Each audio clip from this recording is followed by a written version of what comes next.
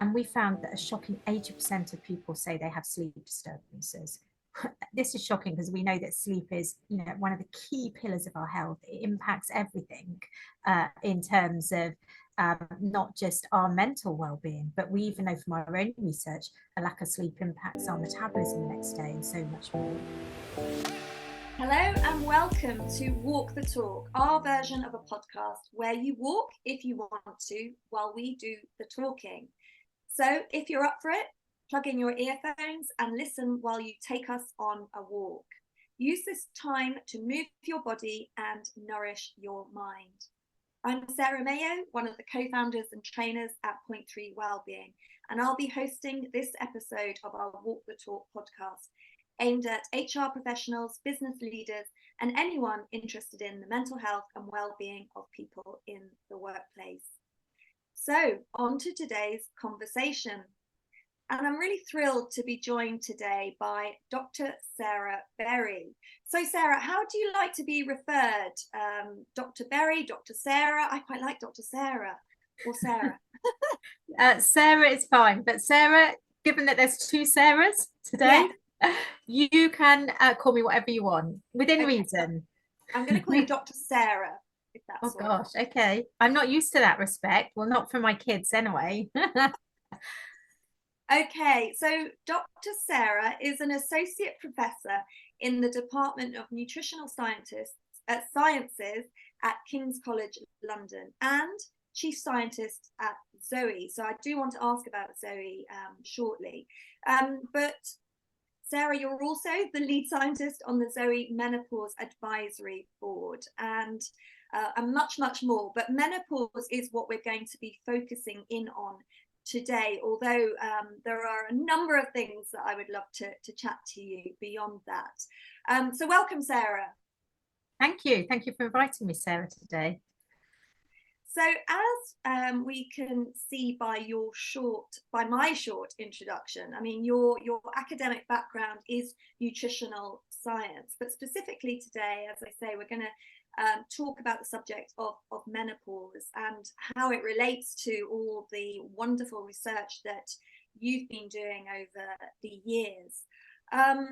Because, it's becoming more and more important in terms of raising awareness of the subject of menopause, particularly in the workplace as it relates to how it can impact how people who are going through menopause or perimenopause show up at work in terms of their thoughts, their feelings, and their behaviours. So before we get into the conversation, it is important to acknowledge up front that this might be a sensitive subject for our listeners who are listening. So please do take care of yourselves throughout and after the session. So let's get started. Sarah, I gave a short overview, but I'd love to hear in your own words a little bit about your own professional and personal experience, particularly as it relates to menopause and why you think it's such an important topic for us to be discussing today. Yeah, thanks, Sarah. So I've spent over 20 years in the field of nutritional sciences as a scientist that looks at the relationship between the food that we eat and our cardiovascular health. And I've run lots of clinical trials looking at this, but mainly in men. And more recently, I became involved with a startup tech company called Zoe, right back at the beginning 6 years ago, where we were particularly interested in looking at how variable people's responses were to food and what's shaping that variability in responses to food, with the ultimate goal of can we deliver personalized advice in order to maximize the efficacy of the kind of advice that we're giving to improve health. And it was at that time that really I became aware of just how little research is undertaken in women's health, how little we know about menopause transition, about menstrual cycle, its interaction with diet, its interaction with how we feel, as well as our underlying disease status. And so up until that point, I'd run all of these trials at King's College London on diet and cardiovascular disease, but only one of them had ever been in men out of about 30 trials that I'd run. Now, that's for a number of reasons, such as funding. You need additional people if you're studying women, because you need to consider stages of menstrual cycle and whether they're pre, peri, or post-menopause. And that's because we know that the menopause impacts how we respond to food, it impacts our disease status, as it impacts how we feel. And so what I'm really proud of is that now at Zoe, something we're spending a lot of time doing is looking into women's health, looking into menopause, looking into how people differ in terms of their health outcomes, depending on whether they're pre-menopause, perimenopause, or post-menopause. But also, Sarah, really importantly, looking into how people feel. And often in clinical research, in scientific research, we always try and focus on what we call biomarkers, what someone's cholesterol like, what someone's glucose or insulin like. We actually rarely say, hey, how do you feel? And we know that this is key with menopause, because a lot of the burden of menopause isn't just the health burden that we traditionally look at, like their increased cardiovascular risk, but a lot of women feel pretty rubbish. They're in a state of hormonal chaos, and it impacts so many symptoms, which we can go on to discuss in more detail. And so I think this is what's really exciting, is that we're combining all of this expertise that I've got historically from my academic career in diet, cardiovascular disease, and research, but more recently, all of the work that we're doing in Zoe, looking at how do people differ, what shapes this variability in people's responses, and then applying that to our menopause research so that we can really give targeted advice to people going through the menopause or post-menopause that will help improve not just their health biomarkers, as I mentioned, but also how they feel. Oh, I mean, that's fascinating. And it's just given me this sort of real sense of relief that, we are now looking at this, because, and I'm sure for many women listening to this, the relief that actually the world of science is kind of now kind of focusing in on how we feel, because yes, as you say, there is such a lack of research, isn't there? And in so many different areas of medical research for women, but importantly how we feel. And yeah, let's come on to talk about how the menopause or perimenopause can impact how we feel, and therefore how we show up in our lives, both at work and at home. But the Zoe, I mean, more and more people I hear are going through the Zoe personalized nutrition program that you're running, and it's the largest study, isn't it, ongoing study of its kind in the world, which is really exciting. Yeah, we now have hundreds of thousands of people taking part in the research and also buying the personalized nutrition product. And it's really exciting because we're doing something that hasn't been done before. So we're doing what we call community science, where people can take part in our research either through the commercial product, where they share their data back with people like me, scientists, but also we also have our Zoe Health Studies app, which is totally free for people to take part in our different community science projects that we have. And what we're doing at Zoe, again, is quite unique in that traditionally in nutrition research and all human biological research, we've had to take the approach of either collecting lots and lots of data, but really low resolution. So whilst we might have the scale of the data, we can't really tease apart what's really going on. And these are what we call epidemiological studies. Or what we've done is the kind of studies I've previously done at King's, where you collect very small amounts of data on, let's say, 20, 30 people, but really high resolution. So you really know what's going on, but actually not in enough people that you can study factors like the menopause, for example. And we've had to, as scientists, do one or the other typically in the past, because then make huge assumptions, presumably. Yes, unless you can find some multi-billionaire that will allow us to do the dream studies in the past. But now we're at a really exciting time in scientific research. We're at an exciting time because we have these what we call big data opportunities, where we can collect the data at the scale, the precision, the breadth, the depth, and the resolution that we need. And this is because of all the kind of technology that Zoe's using. And this is the kind of technology that's allowing us also to understand more about the menopause. And this is the kind of technology such as digital devices. So I'm sure the majority of people listening to this might be tracking their steps as they're walking, or their heart rate as they're walking through some sort of wearable device. We can use remote clinical testing. So people from the comfort of their armchair can send us a poo sample for us to look at their microbiomes, their trillions of microbes in their gut. People can wear continuous glucose monitors, again, from the comfort of their own home. And so it means that they can find out a lot more about their health remotely, but also share it back with us so we can learn a lot as well and advance our understanding. And this is the kind of research that we've been doing at Zoe, leveraging all of these exciting opportunities so that we can really tease apart the key factors that shape how we respond to food. And we can break these down into factors associated with the person. So who you are, your age, your sex, whether you're pre or post menopause, or what your microbiome is, what your fasting glucose or cholesterol is, for example. Another area we can look at, and I think this is really not given enough attention, and it's something I'd love to talk about as well in relation to the menopause, is the whole kind of how we eat and how we live our lives. We now know, for example, how you sleep, or the order in which you eat your meals, or the time period in which you fast, or the speed at which you eat your meals can all impact how you respond to food. And I think this is a really powerful topic to pick up on in relation to the menopause, that we know that the menopause changes our biological responses, but actually it doesn't mean that we need to do an overhaul of our diet.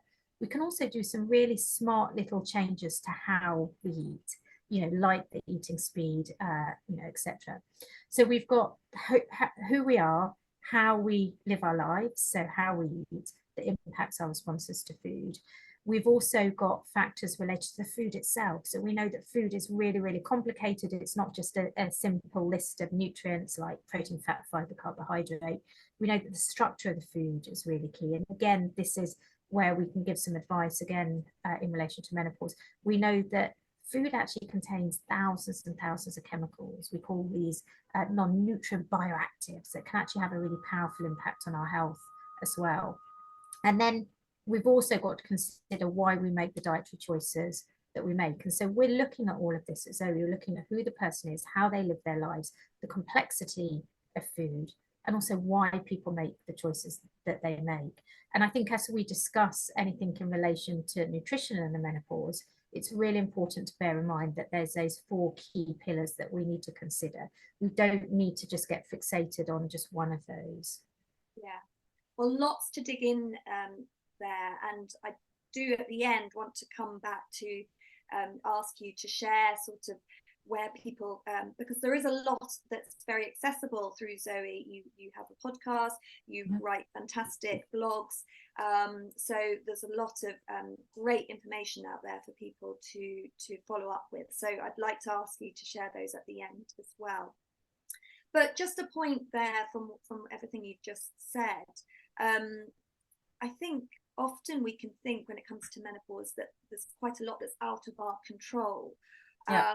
But actually what you've said, what I've heard there, is that there are many things that are in our control that don't need to take a lot of effort or thinking about. So yeah, it would be great to hear more about that shortly. But we've thrown around lots of terms, and I just want to come back to the beginning and to define actually what is menopause and what is perimenopause, what are the differences, what are the similarities, because for many, yes, we're talking about it so much more, aren't we? But there is still so much mystery and therefore stigma that still surrounds this subject. So yes, how would you define menopause, perimenopause? So the definition of menopause is 12 months after your last menstrual cycle, hence menopause, because you paused menstruation. And what though we now know is that it doesn't just happen at once. You're not premenopausal and then suddenly, whoa, that's it, your menstruation stops and you're postmenopause. You have this phase, which is what we call a perimenopause, where you're starting to transition into the menopause. And it's a stage of real hormonal chaos where you have day-to-day, hour-to-hour fluctuations in hormone levels, in particular your estrogen levels. And so what happens is you don't just suddenly one day go to bed premenopausal and the next day wake up with no estrogen and postmenopausal. You have this period. Now, for some people, it lasts 12 months. For some people, it can last 5 years. Some people, even 10 years. it varies from person to person just how long it lasts. Typically, the perimenopausal phase lasts about 4 years, and typically, on average, people become postmenopausal, so i.e. 12 months past their last menstrual cycle, at the age of 51. And it's during this perimenopausal phase that symptoms can be particularly burdensome, because you have these fluctuations of up and down all day long, day to day, in the estrogen levels. And the reason it's particularly burdensome is because our body has estrogen receptors all over, everywhere. Our brain, our muscles, our heart, our liver, everywhere in our body has estrogen receptors. And so because of that, these fluctuations and the gradual decline in estrogen therefore impact so many different areas related to our health and related to how we feel. Yes, so I mean, love to hear more on the sort of the symptoms that people experience, but it's fair to say then, from what you've just said, that so perimenopause is the first stage that people in the workplace need to be aware of, you know, whether that's you yourself, or as a colleague, because, you know, that's when most people who experience menopause, as you've said, women between sort of 45 and 55, but also transgender men, if they are going through these symptoms, you know, as a workforce, we need to be aware or be looking for the signs so that we can support people going through it. And each, again, you've alluded to this, everyone's experience is going to be very different and highly personal. So you've done extensive research, you've collated extensive data, and this is an ongoing process. But what are some of the types of symptoms? You've mentioned that estrogen is in every cell of our body, but what are the most common symptoms that you've sort of tracked in your research?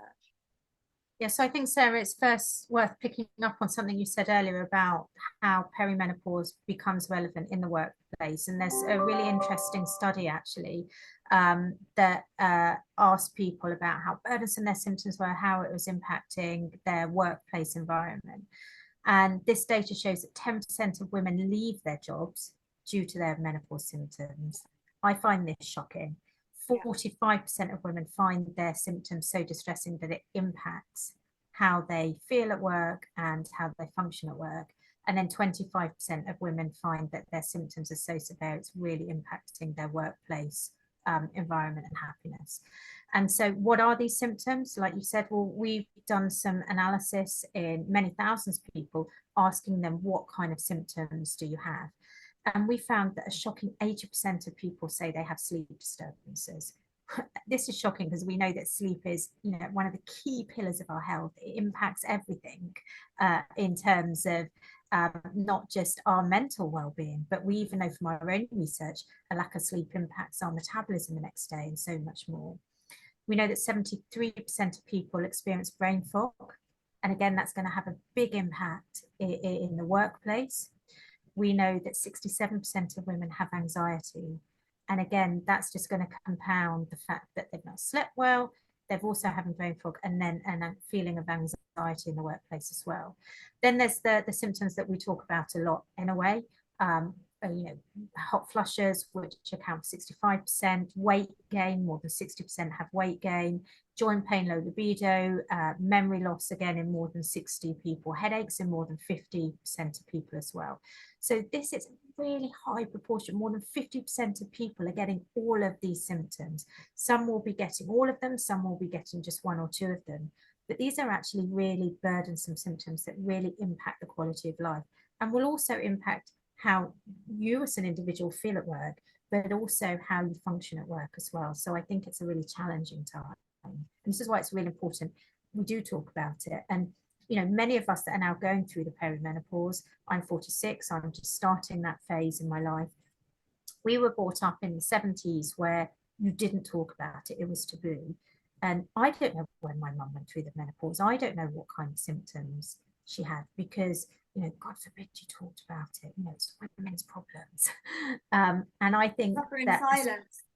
Yeah, and I think as well as us being more aware about it, I think that we should do our best to try and talk about it so that the next generation can talk about it, and it is recognised in the workplace, and there isn't that taboo as well. Sean here from Point3 Wellbeing. Just quickly jumping in to say a big thank you for listening to this podcast. If you want to find out a bit more about Point3 Wellbeing and how we support people in the workplace to stress less and smile more, then head to point3wellbeing.com or drop us an email to b_well@point3wellbeing.com. That's all from me. Back to the conversation. Absolutely. So yeah, just thinking about those symptoms, and categorizing them, so many are cognitive, but as well as emotional and physical. So and many people will experience a number of those. So that cocktail is very debilitating, and of course will impact how we show up at work and how we perform and how we think, feel and behave. So really important to have a better understanding, awareness and empathy for people who are going through this in the workplace. And you mentioned that study. Yeah, it's really distressing to think that 10% leave their jobs because of menopause, and maybe people are suffering and they don't even realize what's going on. And again, there's that sort of double arrow effect. If people don't realize they're going through perimenopause, they're going to we can often be our worst critics, can't we? And we can go, well, why am I why have I lost confidence, or why am I feeling so anxious, and think that it's something that's wrong with us, as opposed to this natural change that happens to 50% of the population, if not more. So really keen to hear from you, Sarah, as to some of the findings and techniques, in terms of what we can do to help mitigate some of these symptoms, because there is more in our control, as you alluded to at the beginning, than perhaps we might think, so that we can better support ourselves through perhaps debilitating symptoms rather than suffer in silence. Can you share some sort of your key findings and ways to support ourselves? Yeah, so I think it's important to say that there is no silver bullet for this. No. That unfortunately there's no quick fix, and I think that's really important to say, in light of the fact that now that we are talking about it more, I actually think it's something that's being taken advantage of a little bit by the supplement industry. There's lots of people, again, we've got some great stats on this, that 50% of people are seeking alternative therapies to HRT. 30% of people are trying different supplements in order to alleviate some of these symptoms. And the menopause market is now a multi-billion market. We use the term in science, meno washing. I don't know if you've heard of that term, that stick meno before it, you can double the price. And it's quite shocking. It's used for hair products, skincare products, but it's used a lot for supplements and diet products. And I think that, yes, let's be positive, there are things we can do, but please avoid being taken advantage of by this kind of meno washing, meno wellness industry where there isn't evidence. So where is there evidence? Well, there isn't enough evidence yet, and this is why I'm really excited that hopefully, in a year's time, I can come back on, Sarah, and I can tell you, a lot more in terms of actionable advice from our own research. What we do know is that if you are overweight, you're more likely to suffer more symptoms and more severe symptoms. Now, this is a problem because part of the menopause transition is that you increase your weight, and you particularly change where your weight is distributed. So you become change from kind of a pear shape to this apple shape, so that there's more weight around the waist. So we do know that if you can try and minimize the weight gain during menopause, you will on average reduce your menopause symptoms. And we can loop back to that, because I know that's a huge challenge in itself. I know it's not a simple case of saying, hey, lose weight. We also know that whilst there isn't strong enough evidence for single dietary components, in improving menopause symptoms. We know from our own research that there's a big reduction in symptom severity and also the prevalence of symptoms, so how many people have these symptoms, by having an overall healthy dietary pattern. Now that sounds really boring, because I think most people are like, look, just tell me what supplement I can take. And I will come on to one supplement that I would say that there's reasonable evidence. But actually, if we can all just improve generally the health of our diet, this will improve not just symptoms, but also something else that's really important we touch on at some point during our discussion, which is some of the unfavorable health and disease related aspects related to menopause, you know, the increased cardiovascular disease risk, etc. When I talk about an overall healthier dietary pattern, you know, we really simply mean, you know, reduce your ultra processed food intake, increase your unprocessed plant intakes, your fruits, your vegetables, your pulses, etc. Reduce processed red meat, you know, have a reasonable amount of fermented dairy in your diet. I'm not talking about any magic dietary components here. And if we can make small efforts to improve some of the food that we're eating and then improve our overall diet quality, the evidence will show that will somewhat attenuate our symptoms. The one supplement that I do think that there is some evidence and sufficient evidence that I would be supportive of taking it myself if I was interested is around phytoestrogens. And phytoestrogens are basically compounds that are found in some foods that mimic the effect of estrogen. So they bind to the estrogen receptors. And so they're like kind of dummy estrogens that you ingest with the food. Now, these are typically found in soya products. And so what we know is people that consume a really high intake of soya products, so particularly in East Asia, they actually have a much lower prevalence of symptoms. The problem is in the UK diet, it's quite hard to get enough of these soya-based products within a typical UK diet. Yeah. And so there's been quite a few studies that have looked at the effects of the extracted active components of soya. And there's two particular components called genistein and diadzine. Now, I don't normally like to mention complicated names, but I think this is important because what the evidence shows is that if your supplement contains more than 15 milligrams of genistein, which is one of the active components from the soy, then some of the evidence would suggest that this has a favorable effect in reducing your menopause symptoms. At much lower doses, it doesn't seem to be that effective. And so if you do want to take soy isoflavones or phytoestrogens as they're marketed supplements, my suggestion is look at the back of the pack labeling and see, does it contain more than 15 milligrams per day dose of this genistein?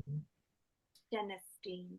So we'll put them in the notes. Yep. Phytoestrogens is a supplement that there is more evidence to suggest that it can support and minimize menopausal symptoms, but particularly if it has more than 50 mils of genistein per day dose. Great. And I think then, Sarah, you know, if you want to, we can also talk a little bit about HRT and the evidence. I think it would be obvious if we didn't talk about it. So yeah, I'd love to hear your perspectives on HRT. Yeah, so there's lots of controversy over HRT, and I think it's really important to clear up the controversy first. So there was a study that was released that found that there was potentially an increased risk of breast cancer amongst women taking HRT. The problem is this study uses a kind of HRT that we don't typically use, certainly in the UK, but generally is rarely used now by anyone. So this study used an old form of HRT that was delivered orally, so in capsules, so people were consuming it through their mouth and ingesting it, and how it impacted your liver and how it impacted other areas of your body is very different to the kind of HRT we now prescribe. So the HRT that's now prescribed is what we call transdermal HRT. So this is either the patches or the gel. So it's being absorbed through your skin. And so it's metabolized very differently to the oral HRT. So we have to be very cautious referring to studies that were done years ago using this old type of HRT, because It's just not relevant to the HRT now because it's metabolized very differently. And actually, that study has actually been reevaluated anyway and proven to have actually lots of flaws anyway. But based on current evidence for transdermal HRT, there's very clear safety evidence, in my opinion. And also there's very clear evidence that it improves symptoms, but it also improves some of the disease risk that increases postmenopause. And I've kind of alluded to this a little bit. And I think it's important to touch on this because, Sarah, lots of people say, oh my gosh, I'm going through the perimenopause and menopause, all of these symptoms, I'm either scared about getting, or I'm just not coping. That's what we talk about a lot because we're feeling it at that point in time. But actually, our body's changing as well. So with the loss of estrogen, which prior to the menopause was having a protective effect on lots of factors related to cardiovascular disease or type 2 diabetes, you've now lost that kind of protective effect. And suddenly then your blood cholesterol is going up, your adiposity, so the fat around your waist is going up, so you're metabolically becoming a little bit impaired. Your glucose levels are going up, your inflammatory levels are going up. So alongside these symptoms, you're also then going from being relatively protected against some of these long-term chronic diseases to actually your risk starting to go up. And what HRT does, as well as reducing your menopause symptoms, it can also slow down the progression of some of these intermediary disease risk factors. So, for example, women taking this transdermal HRT tend to have lower risk of cardiovascular disease, lower risk of type 2 diabetes, because you're not having that normal increase that happens post-menopause in your blood glucose, in your blood circulating inflammatory levels, in your blood cholesterol levels, etc. Well, thank you for sharing your view on that. I mean, interested because, as you said before, there is a lot of controversy still around HRT, but also around the advice that people get from their GP. It's quite inconsistent, certainly from my conversations with friends. I mean, what is your advice for someone who's listening, who perhaps thinks, oh, maybe I am going through perimenopause? What would you suggest they do next?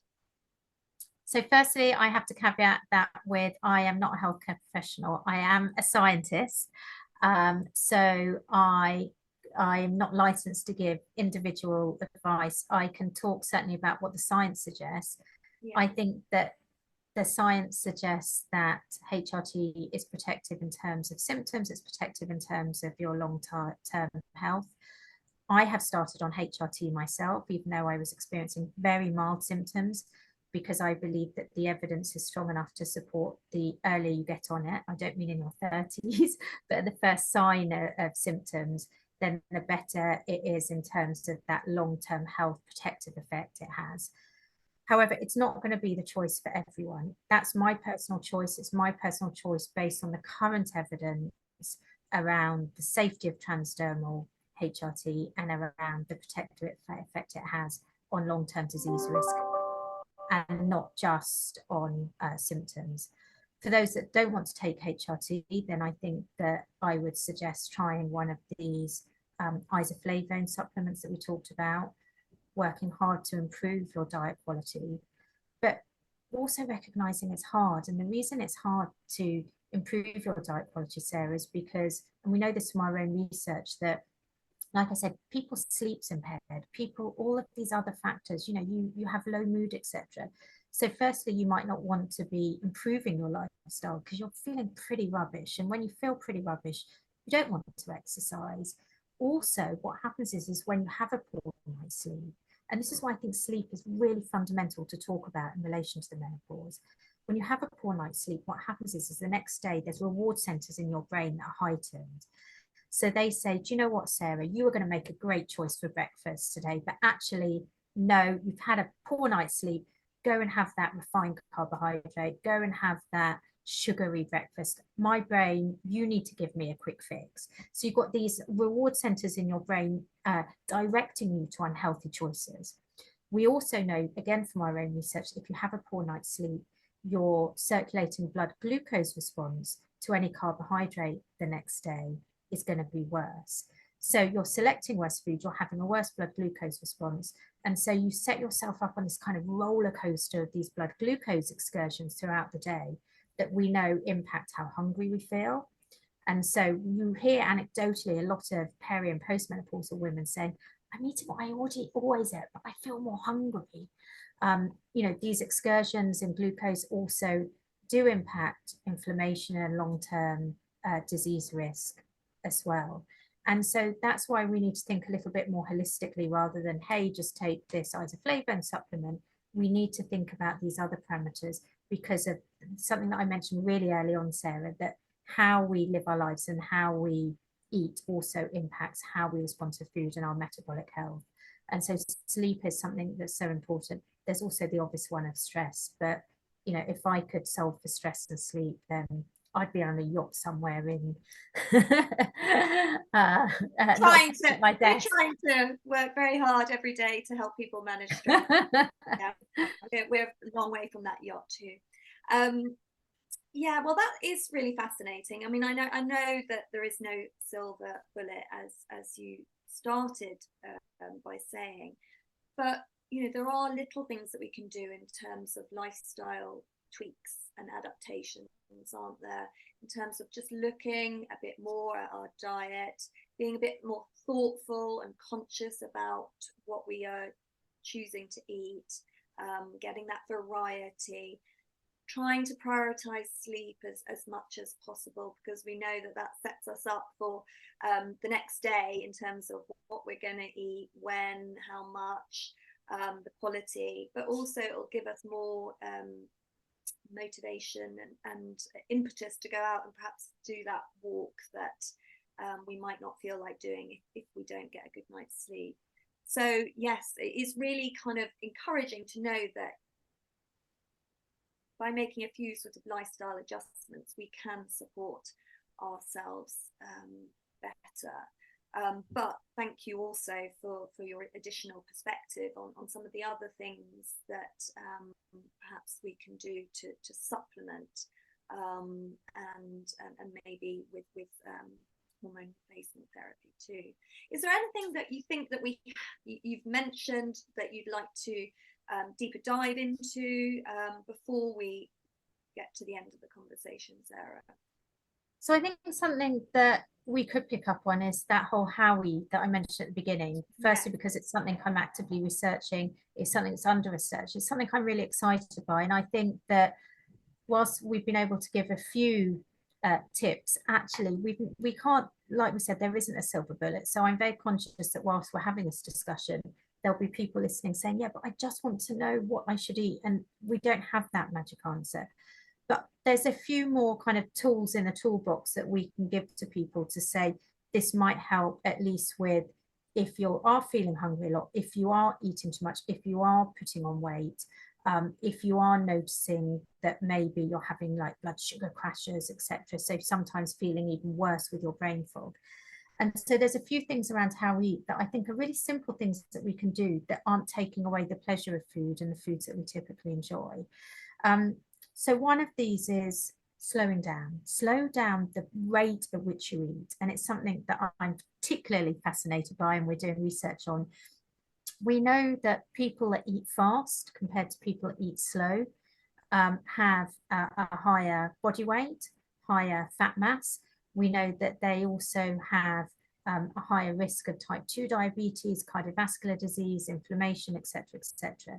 And we know from clinical trials, if we can get people just to slow down the pace at which they're eating their meals, they consume less at that meal, and they actually lose weight over a period of time, more so than someone having the same food that didn't slow down. So whilst I don't want this to be kind of weight focused, it's more about ensuring that we're not overeating, that we're listening to our hunger signals. And also we know it improves our metabolic health. And so by slowing down, I don't mean like spending hours and hours. I mean, just put your knife and fork down between each mouthful. Don't rush eating whilst on a Zoom meeting or between Zoom meetings if you can. We're eating faster than we ever ate. And I think there's more and more evidence showing just how important it is for our metabolic health to slow down, as well as allowing us to eat the amount of food that actually we should be eating based on, it takes 10 to 15 minutes for our hunger signals to go from our gut to say we're full. So that's one simple thing that I think we could all do tonight. We could just say, okay, I'm just, even if it's only a few minutes extra, but just, I'm going to be a bit slower. Yeah, the other really actionable. Yeah, and easy. And you know what? It's quite fun since I've been doing this research. When I'm out at dinner, and Sarah, I know we're going out on Friday, so I'm going to be watching just how fast you eat. I'm a fast eater. But it is quite interesting watching. Gosh, people have such variable rates at which they eat.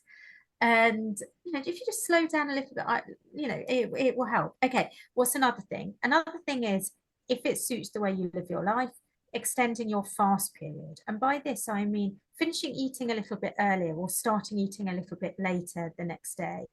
So we've got some really good evidence to show that even if you fast for 14 hours, so you don't need to do these extreme fasting periods that some people do, but actually eating your food within a 10-hour window. So that means that if you have your first meal of the day at 10 o'clock, you finish your last meal of the day at, I can't do my maths, 8 o'clock in the evening.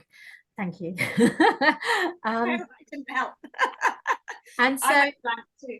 So if you just have a 14-hour fast period, we know that that can improve your health. And we've done some really interesting research where we've also looked at this in peri and postmenopausal women. And a lot of people are seeing improvements, not just in their body weight, but also their mood and their energy and their hunger. So this might be another strategy. And all that means is maybe just finishing your evening meal a little bit earlier, starting your breakfast a little bit later. What I would say is, I don't think it's necessary to do these extreme 4 or 6 hour eating windows where, you stop eating at 3 in the afternoon and you have quite a miserable social life, unless that's what fits in with you. And then another thing that I think our research shows quite clearly, and again is relevant particularly to the fact that post-menopause we're at increased risk of many of these metabolic chronic diseases, is try not to snack after 8 o'clock. Try not to snack or eat after 8 in the evening. We know that if we're eating after about 8 o'clock, we're out of sync with our natural body clock. So every cell in our body has a little clock, and it's really important to eat and live within, in sync with that body clock. And so I think those 3 simple steps, in addition to trying to improve overall healthy diet, which I think many of us are trying to do all the time anyway, these are kind of 3 new things that I think we could try. Slow down the rate that you're eating, try and have a fast period for 14 hours, and try not to eat after 8 o'clock in the evening. Brilliant. Well, I think that's a perfect place to sort of bring the conversation around menopause to a close. But I'm going to move now to our quick fire round. I mean, it's quite a nice way to get a little bit more of an idea of the Sarah within the Dr. Sarah. So I've got 5 questions. This is what we do at the end of all of our Walk the Talks. So Sarah, you ready? Yeah, how long am I allowed for each answer? I like to know what the rules are before I play a game. Well, it's called quick fire, but literally there are no rules. So you can take as long as you'd like. So the first one word to describe how you're feeling right now. Excited. Although there's no such thing as a good or a bad emotion. Something that we like to try and communicate. Okay, so your 3 daily well-being non-negotiables. So things that you do to prioritize and manage your stress levels day to day. Sarah, I'm going to be very honest. Unfortunately, I don't have any. I know what I should be doing. I would say one non-negotiable is to actually be in bed before midnight, actually, probably. My other ones, I have a never-ending list of I should eat better, I should drink less, but I don't do it. It shows that you're a human being, Sarah, and thank you for being so honest. Because we talk about this a lot in our training, and people know what they should be doing, but they really struggle to prioritize. So actually, one thing that I do try and do actually is I do try and make sure I get a good breakfast. that I get a breakfast that's quite high in like protein, fat, and avoid my really refined carbohydrate breakfast. So I do try and make sure I get a good breakfast, because I believe that sets you up for the day. Yeah, there's good evidence. I try and get to sleep before midnight, and then my other non-negotiable I'm trying to do is stop looking at my non-negotiables and thinking how I failed to do any of them. be more self-compassionate. Yes. Well, we can talk about that after. And what, third question, what do you know now that you wish you'd known 5 years ago? These are really tough questions. I'm used it's to on the tricky. Zoe podcast tough questions, but I mean, this is like pushing it to the limit. What do I wish I'd known? I think I'd wished I'd known as a mum just how quickly that time does fly with young kids. Now, everyone tells you, you hear it all the time, but until you experience it and look back yourself and think, oh my gosh, where did that little boy and that little girl go? There's no point people telling you, it's just annoying you. But yes, I wished I'd have really known, not just, I think that's, yeah, definitely. Yeah, love that. Okay, this is another one to get you thinking. What have you changed your mind on over the last 5 years? I mean, this could be related to your research. It doesn't have to be.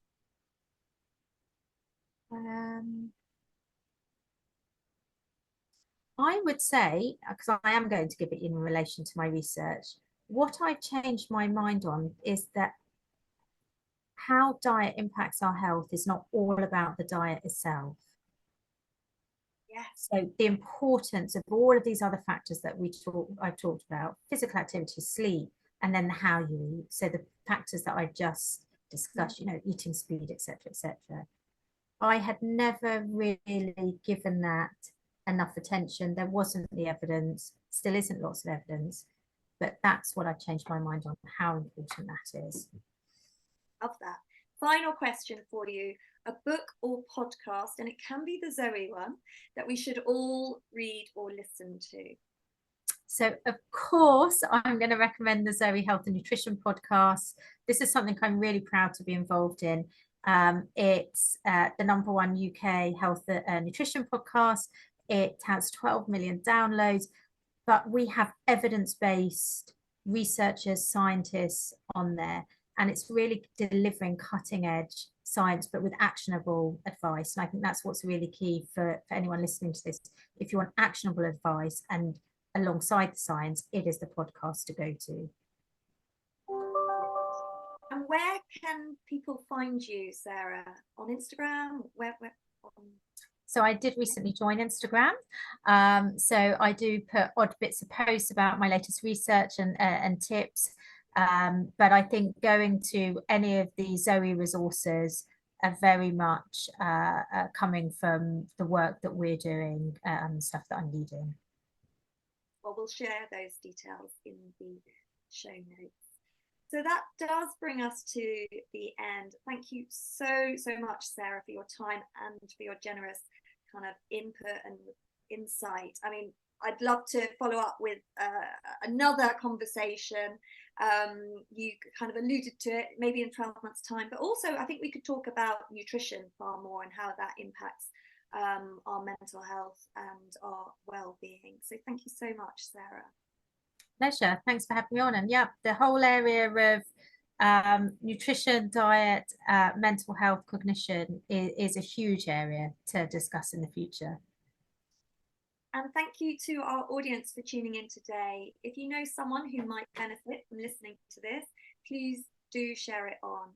And whatever your business challenge this year, the team at Point3 are here to support you and your people to help you to stress less and smile more.